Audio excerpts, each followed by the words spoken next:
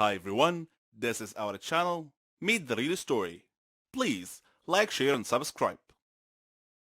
I usually host a slumber party once a month, so my girlfriends already know the drill.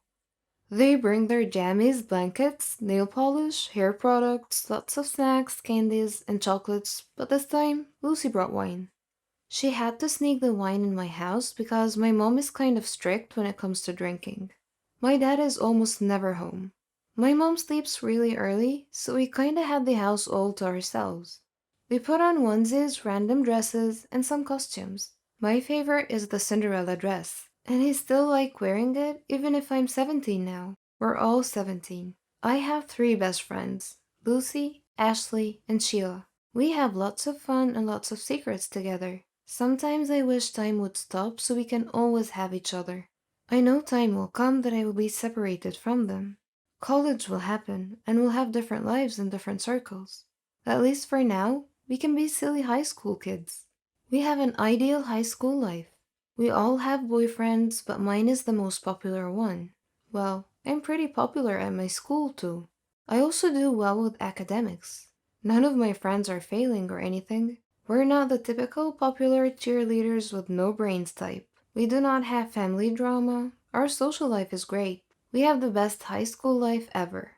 While dancing and partying all night, Lucy came up with an idea. She said, "Let's play Truth or Dare." We got giddy because we know the night is going to get crazy. We sat down, forming a circle, then Lucy spun the bottle, and the bottle chose me. Truth or dare? Truth. Not in the mood for a dare yet, I said. Pick a question. They prepared some questions on a piece of paper and put them inside a fishbowl. If you could choose to be someone else for tonight, who would you choose and why? Lucy asked. I just laughed and said, "What a lame question. I don't want to be anybody else. I'm awesome. I have an awesome life." "Cheers to that," they said. The night passed and I woke up in the middle of the night because I felt like someone was watching me, but when I woke up, no one was around.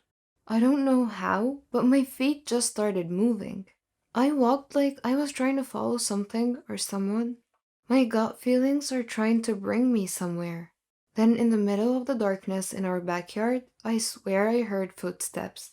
I felt a sting on my left shoulder. Something poked my shoulder. I removed it. I guess it's a tranquilizer? And then I passed out. From here on, listen carefully because I guarantee you're going to love this story.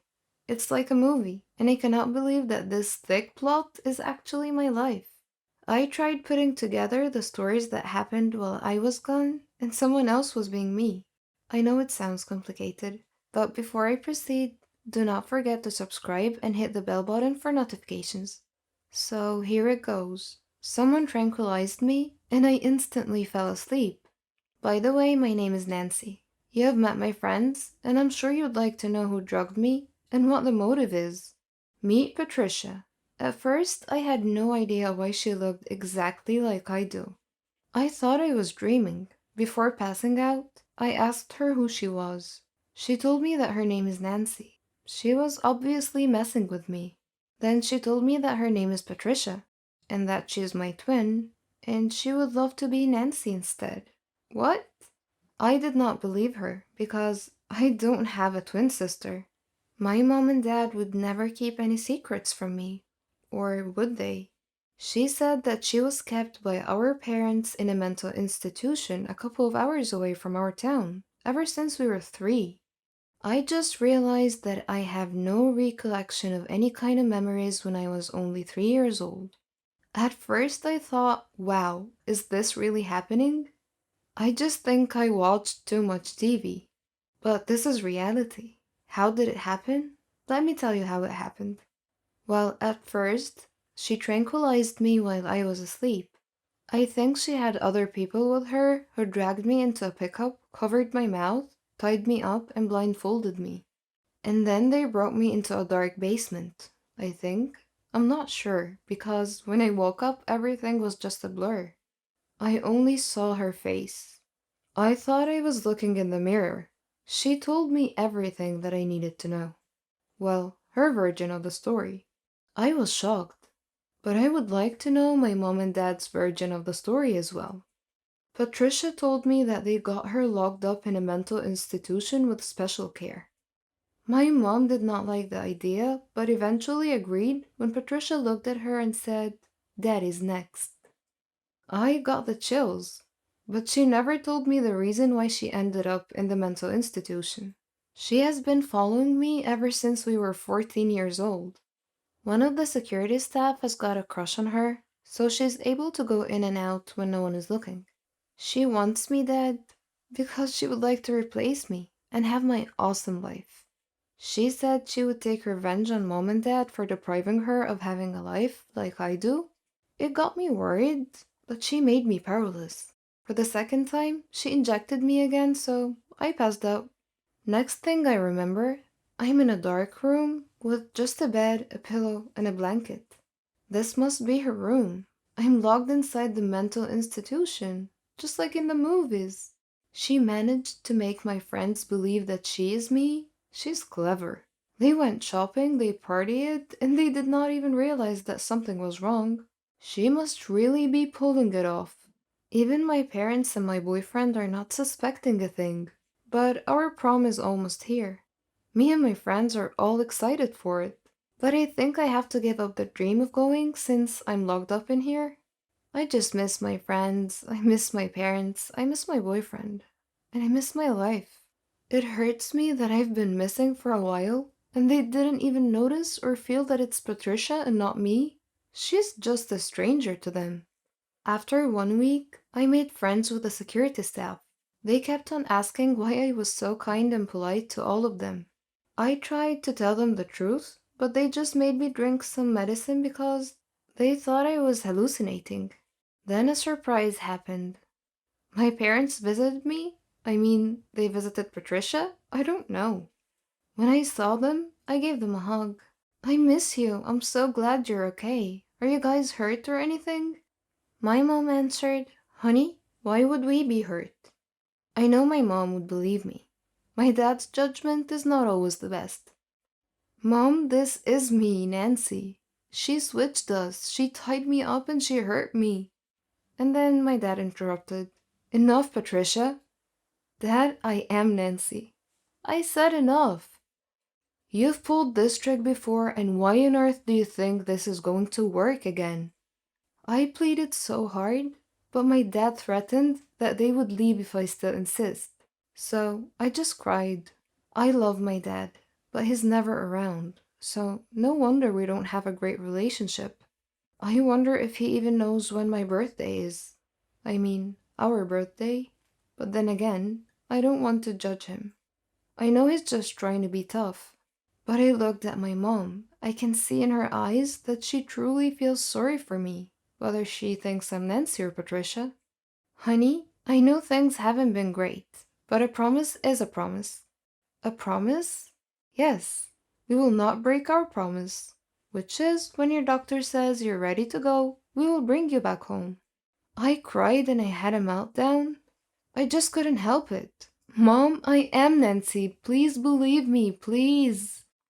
My dad ordered the staff to drag me out of their sight, but when they tried to grab me by my arms, I resisted, so my shirt got torn apart, baring my shoulders. My parents saw this, and they were shocked. My mom pointed on my left shoulder. Well, I had this weird birthmark on my left shoulder. Maybe they recognized it. My mom looked at my dad and said, "She is Nancy." My dad told the staff to leave us alone to talk. He gave me a hug and said, "I'm sorry." "How did this happen? Why are you here? When did you meet your twin sister?" My mom said. I told them how Patricia executed her plan, but I asked them how they knew it was me. They looked at each other.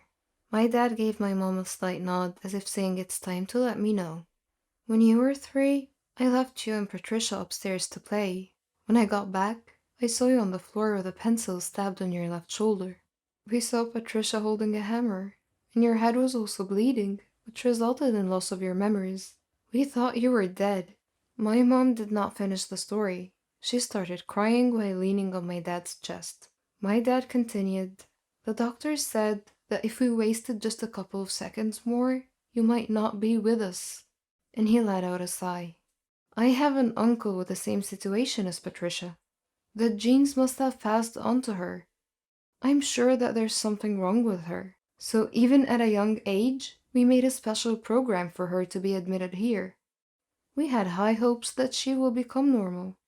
I absent-mindedly responded, "You recognized me because of the scar on my shoulder? I thought it was just a weird birthmark. What are you gonna do with Patricia now?" Mom and Dad went home and proceeded to my room right away. Patricia didn't know that my parents are aware of what happened. They gave her a hug. My parents apologized to her. "We are sorry. We love you, and this is the only way we know you would be better." She instantly knew that my parents knew, and she ran away. My mother called the police but instructed them to never hurt Patricia. Patricia is a very smart girl. She went to a party with Lucy, Sheila, and my boyfriend. She told them, "I have a twin sister and she's trying to kill me." They just all laughed at her. Then I arrived, but instead of making things better, it validated her statement. "Oh my goodness, there's two of you?" my boyfriend said. I said, "Guys, it's me, Nancy." "Do not believe her, I'm Nancy, she's my evil twin," Patricia said. "Come on, this is me, we all grew up together," I said. Then I looked at my boyfriend. "Babe, you seriously didn't know it wasn't me?" "Babe, don't listen to her," Patricia said. "Can someone prove who the real Nancy is, please?" Sheila said. I had no choice but to reveal the secrets we have just to prove that I am the real Nancy. My friends got convinced in no time. They all ran to my side and were afraid of Patricia. Instead of helping, my boyfriend Marco, he ran away. "Seriously, I think you should break up with him," Patricia told me. Then to our horror, she pulled out a gun and pointed at us. We all gasped. "I enjoyed having your life, and I'm trying to make it permanent. Oh, by the way, you got accepted to Harvard, but I think I'll be the one going there instead." She pulled the trigger, but surprisingly, Marco jumped in front of the bullet. Turns out he just left to call the police. He went back because he knows something bad is going to happen. Marco was shot, but we heard the police siren. Patricia fired another shot, but thankfully the police were able to stop her. Now let's fast forward to the prom day. 2 weeks ago, when Marco got shot in the shoulder and Patricia was put back in the mental institution with more security this time. Good thing is, Mom and Dad decided to visit her more often to help her recover. The doctor said she would be better if we always visited her. I enjoyed the prom. We danced all night and I finally shared my first kiss with Marco. But the sad part is, we decided to break up. We are going to different colleges, and I know that our relationship should not weigh us down. We could have a lot of opportunities. We made a pact that if ever we finish college after 4 years and we're still single, then we'll be back together. Before taking off to college, I visited Patricia. I know she hates me, but I told her that I love her, and I forgive her. I also made a deal with her that every summer I will visit and make memories with her. I told her that I would like to get to know her, and here I am now. After 4 years, I graduated at Harvard University. I majored in psychology, and I'm doing research now with my colleagues about Patricia's case. As for Marco, well, he's already taken. While I was gone, he took care of Patricia, just like how I always requested during our phone calls. He got to know her and he fell for her, because despite her crazy mind, a good heart is lying within. Weird, I know, but that is how life goes. Besides, Patricia deserves a second chance, just like everyone else.